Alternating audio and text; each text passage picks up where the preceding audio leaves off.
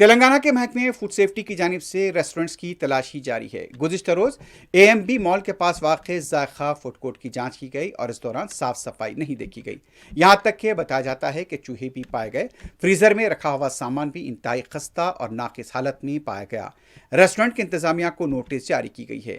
गुज़िश्ता चंद दिनों से मुसलसल नाकिस और गैर मेयारी माहौल में जिस तरह की रेस्टोरेंट्स काम कर रही हैं उनके खिलाफ मुसलसल क्रैकडाउन किया जा रहा है। यह भी एक होटल का फ्रीजर देखा जा सकता है, जहां पर यहां तक देखा गया कि कुछ यहां पर झींगर भी पाए जा रहे हैं और इस बारे में सख्त वार्निंग भी दी गई है।